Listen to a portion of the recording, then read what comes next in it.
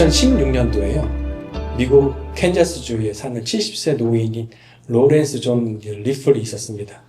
근데 이 리플 사람은 평범한 그냥 은퇴자였어요. 근데 하지만 어느 날 아내와 아주 격렬한 말다툼을 한 끝에 아주 충동적인 결정을 하게 됩니다. 차라리 감옥 가는 게 낫겠다. 그래서 그가 캔자스 시티에 있는 한 은행에 들어가서 은행원에게 협박을 하면서 나 강도니까 2,924달러 내놓으면서 쪽지를 건넵니다. 너무나 겁에 질린 이 은행원이 이제 즉시 돈을 줬어요. 근데 이 리플이 도망치지 않은 채 그냥 은행 로비에 앉아 있었습니다. 출동한 경찰에 의해서 잡힌 거예요. 그래서 조사를 받게 됐는데 이렇게 진술했습니다. 아내와 더 이상 같이 사는 것보다 차라리 감옥에 있는 것이 더 나을 것 같아서 범행을 생각했다라고 한 거예요. 어떤 사람들은 그를 불쌍히 여기기도 했고 어떤 사람들은 너무나 어처구니 없는 그의 행동에 그냥 비웃음을 했습니다. 그런데 결말이 너무나 잔혹했어요.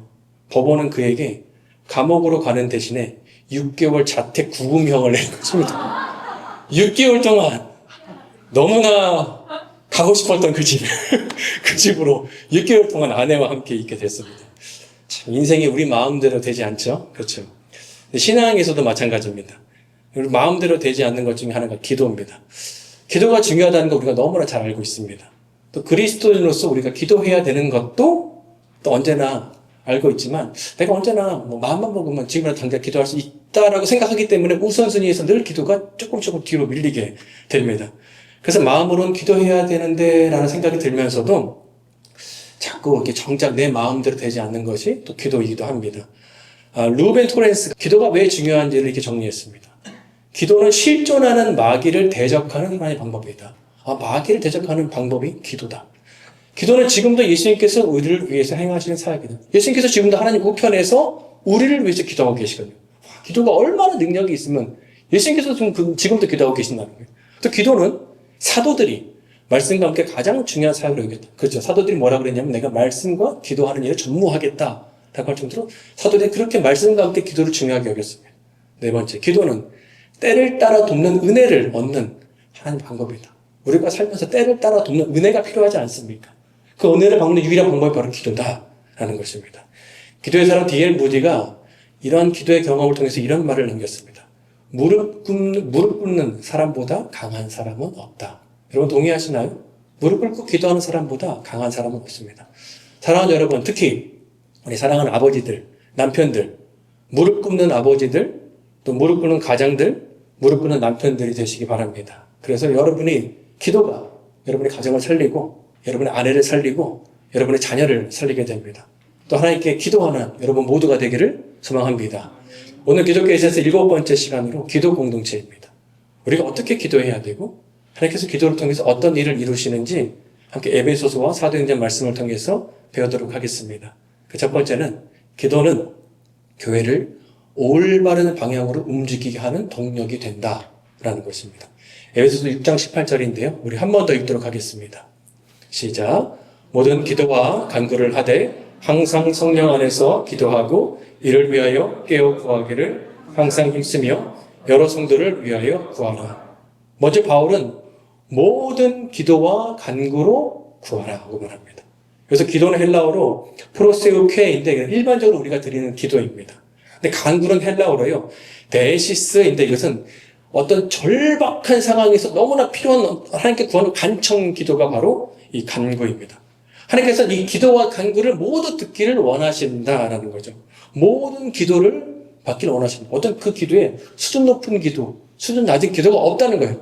하나님은 우리의 모든 기도, 너무나 간절한 그 간청의 기도도 하나님께서 기쁘게 받으시고 타인을 위한 중보기도 하나님께 기쁘게 받으신다라는 것입니다. 눈물의 기도도 받으시고 감사의 기도도 받으시고 찬양의 기도도 받으시고 그리고 큰 소리로 하는 기도도 받으시고 침묵의 기도도 받으시고 개인 기도도 받으시고 합심하여 함께하는 기도도 받으시고 금식 기도도 받으시고 긴 시간 하는 기도도 받으시고 짧은 시간 화살 기도라고 합니다. 화살 쏘듯이 짧게 하는 기도도 주님께서 받으십니다.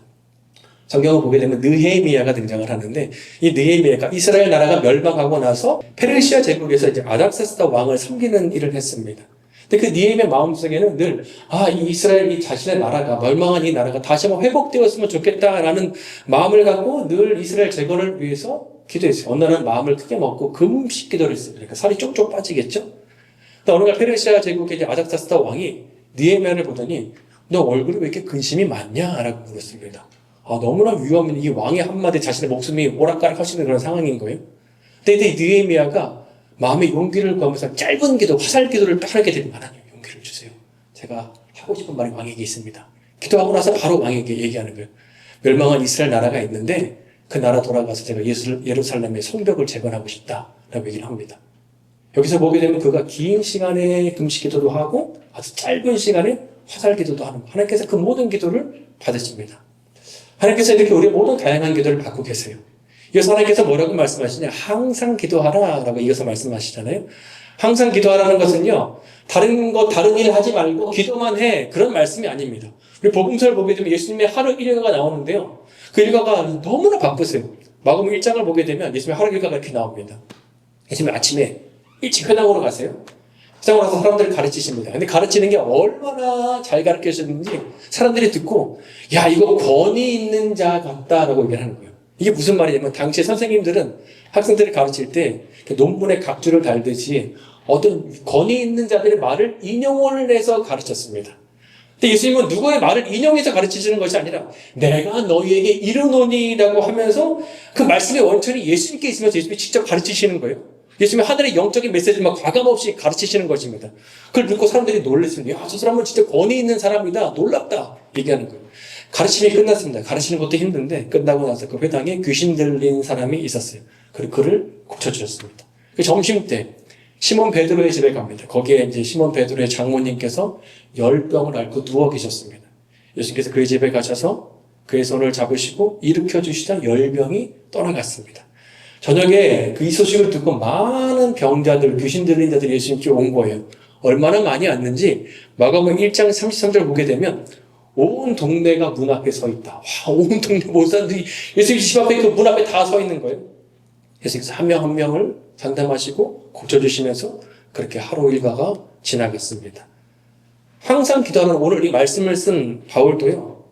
아무 일도 하지 말고 기도만 하라는 그런 뜻이 아니었어요. 이 말을 쓴 그도요. 너무나 바빴습니다. 설교도 해야 되고 전도도 해야 되고 또 글도 써야 되고 또 그가 이제 텐트 메이커였잖아요. 텐트도 만들면서 돈도 벌고 하면서 그가 바쁜 하루 일과를 보냈어요. 이렇게 바쁜 일상 속에서 어떻게 시간을 내서 기도할 수 있다는 거지?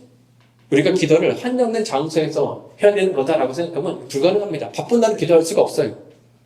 예수님도 그렇게 하루 종일 바쁜 스케줄상 기도할 시간이 없습니다. 그러나 기도를 우리가 일상의 호흡이라고 여긴다면 기도는 반복적으로 호흡하듯이 바쁜 일상 속에서 지속적으로 기도하며 맡긴 일을 동시에 하는 것입니다. 호흡을 멈추지 않고 하면서 우리가 바쁜 일을 수행하듯이 호흡하면 우리가 기도하면서 하나님과 계속해서 친밀한 관계를 유지하면서 기도가 내 삶에 스며들게 자연스럽게 바쁜 일상 가운데 기도가 함께 이루어지는 것입니다. 운전하면서, 일하면서, 공부하면서, 걸어가면서, 운동하면서, 청소하면서 하나님께 계속해서 기도하는 것입니다. 항상 기도하는 것은요, 공공장소에도 할 수 있고 마음속으로 주님과 은밀한 장소에서 할 수도 있습니다. 크게 기도할 수도 있고 조용히 기도할 수도 있고 교회에서 기도할 수도 있고 집에서 기도할 수도 있는 것입니다. 하늘을 향해서 기도할 수도 있고 내 머리를 무릎에 탁 쳐갖고 그렇게 기도할 수도 있는 것입니다. 우리는 다양한 장소에서 다양한 형태로 하나님께 기도할 수 있습니다. 또 항상 기도하는 것은 무슨 뜻이냐? 문제가 없을 때도 기도하는 것입니다.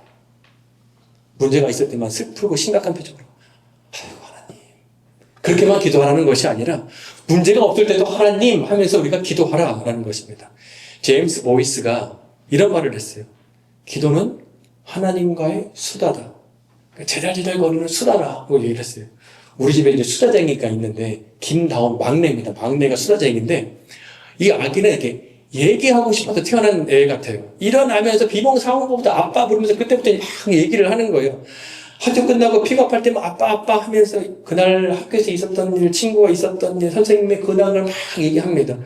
그리고 밥 먹으면서도 계속 얘기해서 밥이 줄어들지가 않아요. 계속 밥을 오랫동안 먹어요. 화장실에 있으면서도 아빠 하면서도 뭐 얘기를 하고 게임하면서도 아빠 일로 와봐. 이게 이런 게임이야 하면서도 얘기를 하고 잠들기 전까지 얘기하다가 이제 자는 거예요. 사랑하는 여러분, 기도는요 하나님과의 수다입니다. 우리가 바쁜 일상을 살고 있지만 호흡하듯이 일상 속에서 기도가 자연스럽게 스며들면서 바쁜 일상에서 계속 기도하는 거예요. 우리가 성령 안에서 기도해야 된다라고 말합니다. 내 욕심대로 드리는 기도가 아니라 성령께서 이끄시는 기도를 해야 된다는 거예요. 성령 안에서 기도하면 어떤 일이 일어나느냐? 기도할 때 온 우주에 하나님과 나와 단 둘만 있는 것을 경험하게 됩니다. 이 예배당에서도 우리가 깊이 있게 성령 안에서 기도하면 이 사람들 중에서도 하나님과 나와 단둘이 있는, 이 우주에서 하나님과 나와 단둘이 있는 독대를 경험합니다. 기도할 때 하나님이 일하시는 것이 믿어지기 시작하면 하나님 일하시겠구나. 기도할 때 새 힘을 얻게 됩니다. 기도할 때 평안함을 얻게 됩니다. 그리고 기도할 때 주님께서 새로운 생각을 주세요. 아이디어를 주세요. 그때로는 기도의 방향을 바꾸셔서 올바른 방향으로 기도하게끔 기도를 이끌기도 하십니다. 기도할 때 내가 생각하지 못한 내 이상의 어떤 비전이 보이기도 합니다. 그 모든 것들을 발견하는 것이 바로 성령 안에서 기도하는 것이다 라고 말합니다. 바로 에베소서 6장 18절에서 이 말씀을 말씀을 했는데 그 전에 6장 18절 말씀 전에 어떤 말씀이냐? 바로 전신갑주에 대한 말씀입니다. 전신갑주를 쭉 얘기한다면 오늘 이 6장 18절 기도에 대해서 말씀합니다. 전신갑주를 살펴보면요, 늘 짝이 있어요. 진리의 허리띠, 의의 흉배, 평안의 복음의 신, 믿음의 방패, 구원의 투구, 성령의 검, 다 짝이 있죠. 그러고 나서 18절에서 기도를 기록합니다. 근데 기도는 짝이 없는 거예요. 이것으로 보아 기도는 전신갑주 중에 하나는 아닙니다.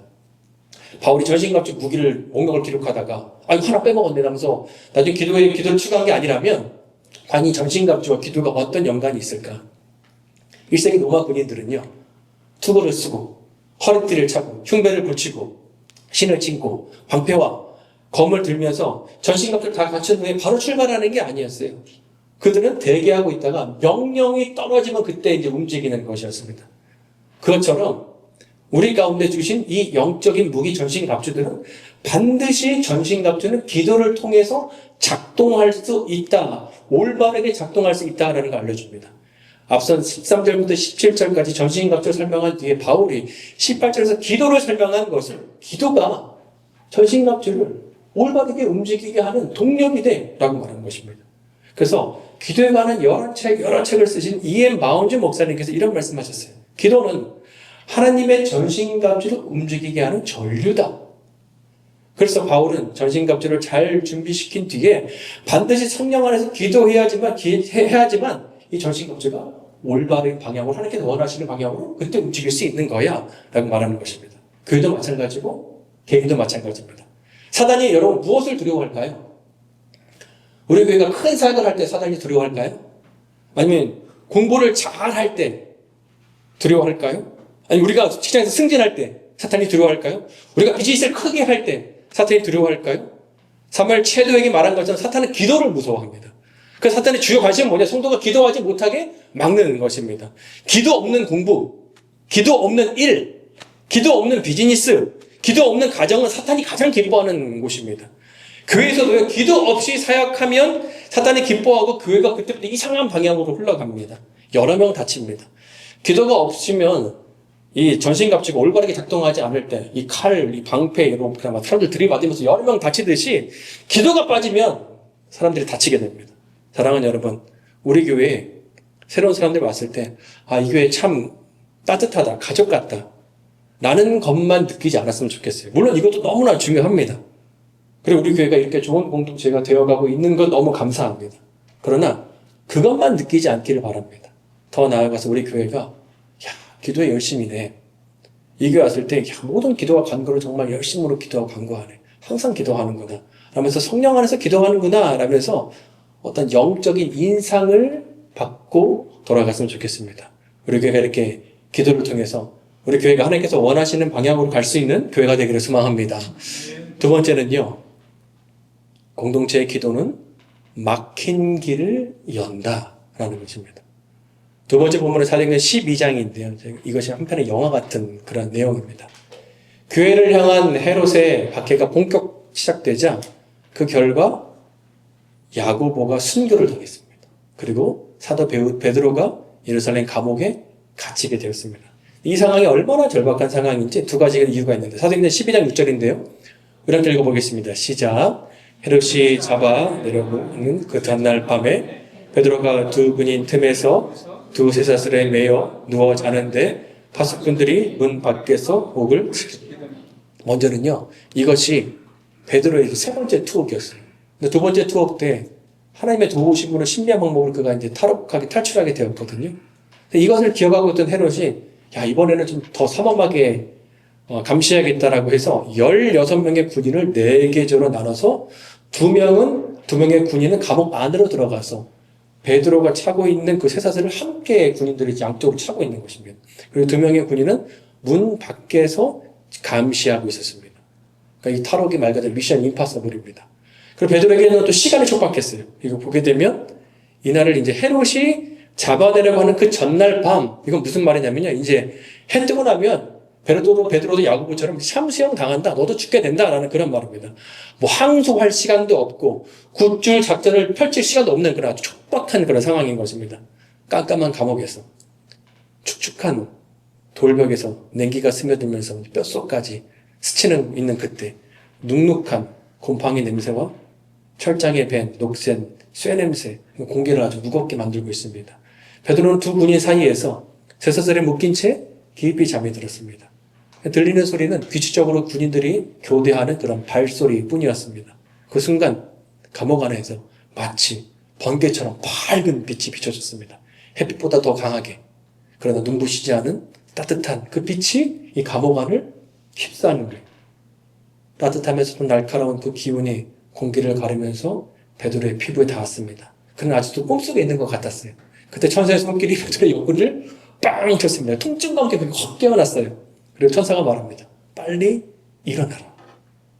맑고도 위험한 천사의 목소리였습니다. 찰칵찰칵 쇠사슬이 스스로 풀리기 시작을 했습니다. 감옥문이 철커덕 열리기 시작을 했습니다. 무거웠던 손발이 자유롭게 되었습니다. 베드로가 즉시 옷을 입고 신을 신고 겉옷을 걸치고 천사를 따라 나갔습니다. 문이 활짝 열린 그곳에 새벽 공기를 마셨습니다.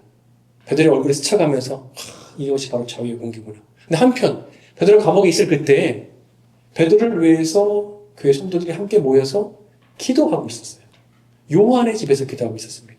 바로 성령의 역사가 임했던 그 다락방에서 그들이 한 번 더 함께 모여서 절대 정말 위기의 상황이잖아요. 두 번째는 또 베드로가 순교당할지 모르는 상황이기 때문에 그들이 간절한 마음으로 기도했습니다. 예수님이 이미 약속하셨었거든요. 마태복음 18장 19절 20절 이렇게 읽어보겠습니다. 시작. 두 사람이 땅에서 합심하여 무엇이든지 구하면 하늘에 계신 내 아버지께서 그들을 위하여 이루게 하시리라. 두세 사람이 내 이름으로 모인 곳에는 나도 그들 중에 있느니라. 그 약속이 바로 다시금 성취되는 곳이 바로 이 다락방이었습니다. 성경은 이렇게 말하고 있어요. 사도행전 12장 5절인데요. 우리 읽겠습니다. 시작. 이에 베드로는 우리와 갇혔고 교회는 그를 위하여 간절히 하나님께 기도하더라. 교회 공동체가 정말 간절히 기도했는데 그 기도로 베드로의 쇠사슬이 풀렸고 천사가 베드로를 이끌고 감옥 밖으로 나오는 기적이 일어났습니다. 근데 더 놀라운 또 하나의 기적이 있었어요. 정작 기도하던 이제 성도들이 믿음이 온전하지 못했습니다. 감옥에 나오는데 베드로가 곧장 이제 그 마가의 다락방의 집으로 간 거예요. 근데 집 안을 보니까 집 안에는 이제 촛불들이 은은하게 타오르고 있었고 많은 사람들이 간절히 베드로를 위해서 기도하고 있는 그런 상황을 이제 베드로가 보게 되는 것입니다. 누구는 막 울먹이면서 기도하고, 누구는 막 간절한 마음으로 기도하고, 누구는 두려움 속에서 기도하면서 막 이렇게 외치면서 기도하는 그런 모습들이 베드로가 본 것입니다. 베드로가 문을 두드렸어요. 그때 로라라는 여성이 나왔습니다. 베드로가 말합니다. 내가 왔다고, 내가. 문을 열라고. 베드로 내가 살아왔다고. 근데 이 로라는 여성이 너무나 놀라서 문도 열어주는 까먹고 다시 집 안으로 사람들에게 베드로가 돌아왔습니다. 베드로가 살아 돌아왔습니다. 라고 말하는 거예요. 그 사람들이 믿지 않았어요. 네가 미쳤나 보다. 아니면 그의 천사인가 보지. 그 사람들이 각자 지키는 그 천사가 왔나 보지. 라고 얘기했어요. 베드로가 계속해서 문을 두드리자 문이 열리고 모든 사람의 숨이 훅 멈췄습니다. 눈앞에 베드로가 서 있는 것입니다. 베드로를 위해서 기도하는 그 교회의 믿음이 큰 믿음이 아니어도 기도 중에 우리가 때로는 의심이 생겨도 하나님은 성도의 기도를 들으신다는 것입니다. 마태복음 17장 20절 그렇게 읽겠습니다. 시작. 기다시에 하늘만한 믿음이 있어도 이 사람은 이르라 하며 사랑하는 여러분, 하나님께서 말씀하십니다. 큰 믿음이 아니어도 작은 믿음이라 할지라도 기도하는 게 중요해. 기도하면 하나님께서 들으셔. 사도행전 12장은 우리에게 분명히 말합니다. 아무리 절망적인 밤이어도 소망이 없는 밤일지라도 교회가 함께 기도할 때 하나님께서 천사를 동원해서 일하신다. 우리의 믿음이 크건 작건 완전하든 불완전하든 때론 의심이 들든 상관없이 우리가 기도하면 주님께서 그 기도를 들으시고 막힌 길을 여신다라고 말씀하십니다. 저희가 올해 상반기에 하나님의 이름 시리즈 설교를 했습니다. 하나님의 이름이 너무나 많은 거예요. 하나님께서 성경에서 왜 자신의 이름을 이렇게 다양하게 말씀해 주셨을까? 그 이유는 그 이름 붙들고 기도하라고 하셨기 때문입니다. 여호와 삼마, 두려워하지 마. 하나님 지금 거기 계셔. 너 혼자 있는 거 아니야. 여호와 로이, 두려워하지 마. 목자신 하나님께서 인도해 주셔. 여호와 체바옷, 또 두려워하지 마. 만군의 여호와께서 너를 지켜주셔. 여호와 라파, 두려워하지 마. 주의 하나님께서 고쳐주셔. 여호와 샬롬, 두려워하지 마. 평강의 하나님께서 평안을 주셔. 여호와 이레, 두려워하지 마. 준비하시는 하나님께서 미리 앞서 준비해 주실 거야. 하나님의 이름들은요, 단순히 호칭이 아니라 우리가 붙들고 부르짖으면서 불러야 될 능력의 이름입니다. 예멘이라는 나라가 있잖아요. 이 나라는 성경 한 권만 갖고 있어도 바로 체포되는 그런 나라입니다. 근데 그곳에 이쌈과 무사라는 두 형제가 있었는데요. 그 형제가 너무나 주님을 사랑하는 형제였고, 원래 이제 중국의 가정교회처럼 그들이 소그룹으로 모여서 함께 이제 예배를 드리고 있다가 어떤 사람이 이제 예수님 영접하게 된 거예요. 그래서 세례식을 하게 됐습니다. 그래서 세례식을 베풀려고 하는데 그때 무장 경찰이 들이닥쳤습니다. 성경책은 바닥에 나뒹굴어졌고 두 형제가 수갑에 치워서 끌려갔습니다. 그들이 끌려간 것은 어두운 지하 감옥이었습니다. 물도 부족했고 끼니라고는 그냥 썩은 빵만 전부였습니다. 고문이 시작됐습니다. 너희 누구와 함께 예배드린 거야? 너희 그 공동체 크기가 얼마나 거야? 또 다른 공동체는 뭐가 있어? 라면서 무자비한 고문이 이어졌습니다. 이쌈은요, 막 자신 눈앞에 막 그 자신의 어린 자녀들이 막 눈에 아른거렸습니다. 무사 형제는 야, 이곳에서 내가 죽을 수 있겠구나라는 생각이 들었습니다. 두려움에 휩싸였습니다. 그렇지만 그들이 함께 기도하던 중에 둘이 동시에 이런 고백을 한 거예요. 주여, 우리가 살아도 주를 위해서, 죽어도 주를 위해서 살겠습니다. 체포 소식을 듣고 이 소식이 선교사님을 통해서 전 세계의 교회들을 퍼졌습니다. 그래서 전 세계의 교회들이 함께 이 두 형제를 위해서 기도하기 시작을 했어요. 중보 기도가 펼쳐진 것입니다. 어떤 교회는 매일 밤마다 촛불을 켜놓고 함께 모여서 이 두 형제, 얼굴도 모르는 이 형제를 위해서 기도하는 것입니다. 어떤 성도는 금식하며 기도했습니다. 밤낮 부르짖었습니다. 또 어린이들조차도 작은 손을 모아서 하나님 그 두 아저씨 살려달라고 기도했습니다. 그들은 마치 그 모든 기도에 온 세상이 울려 퍼진 그 기도의 향기가 하늘로 쫙 올라가서 하나님께서 받으시는 것을 그들이 보았습니다. 이쌈과 무사는 감옥에 있는 동안에 옆방 죄수들이 이들을 보는데 너무 좀 궁금해서 이렇게 물었습니다. 당신 그렇게 매일마다 모진 고문당하고 매 맞고 그러는데 어떻게 당신 얼굴은 두려움이 없습니까? 그들이 그 이유가 바로 예수님께 있다라고 말하면서 감옥 안에서 그에게 복음을 전했습니다. 그리고 그가 또 영접을 했습니다. 그래서 감옥이 갑자기 작은 교회가 됐습니다. 찬양이 흘러나오고 간수들조차 야, 이상하다. 저렇게 매를 맞고도 어떻게 절망하지 않냐 라면서 놀랐습니다. 8주가 지났습니다. 전 세계 교인들이요 8주 동안 끊이지 않고 지속적으로 기도를 한 거예요. 그리고 하나님의 때가 되었습니다. 어느 날 갑자기 관리들이 불만스러운 표정으로 그들을 불렀습니다. 너희 자유다. 그냥 나가라.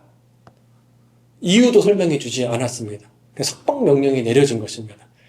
쇠사슬이 풀렸고 옥문이 열렸습니다. 그때 다시 밖으로 나왔을 때 그 형제자매들이 그들을 안싸 주었습니다. 그래 말했습니다. 전 세계 교회가 간절히 기도했습니다. 하나님께서 이 기도에 응답해 주셨습니다. 사랑하는 여러분, 우리가 기도할 때 이런 말 자주 합니다. 주님의 뜻이라면 이 고백이 정말 겸손한 고백일 수도 있는데 하지만 때로는 이 고백이 믿음 없는 변명일 수도 있습니다. 야, 어차피 안 될 거. 안 되면 그냥 주님의 뜻이지라고 얘기하면 되지라고 하면서 그냥 주님의 뜻이라면이라고 아무런 믿음도 소망도 아무런 간절함도 없이 그냥 무건조하게 기도하면서 주님의 뜻이라면 뭐 되든지 안 되든지 뭐 그러면서 그냥 기도하는 거예요. 그러나 주님은 소극적으로 기도하기를 원치 않으십니다. 주님은 겨자씨 한 알만한 믿음만 있어도 기도하면, 믿음으로 기도하면 그 믿음을 통해 산이 옮겨질 것이다 라고, 기적을 일어날 것이다 라고 말씀하십니다. 주님의 뜻이라면이라는 원래의 뜻은요, 그냥 믿음 없음에 도피처가 그 뜻이 아니라, 주님의 뜻이라면이라는 뜻은 나는 하나님의 뜻이라면 무조건 수정하겠습니다라는 그 뜻을 안고 있는, 사실상 거침없는 담대한 믿음의 표현입니다. 하나님은 오늘도 우리가 거침없이 담대하게 기도하기를 원하시고, 주님께서 그 기도를 불완전하다 할지라도, 의심하면서 기도한다 할지라도 그 기도를 반드시 들으시고 이를 행하시는 분이십니다. 그럼 우리가 기도할 때 기대하시고, 하나님께서 일하심을 보시고 기대하며 기도할 수 있는 저희 우리 모두가 되기를 소망합니다.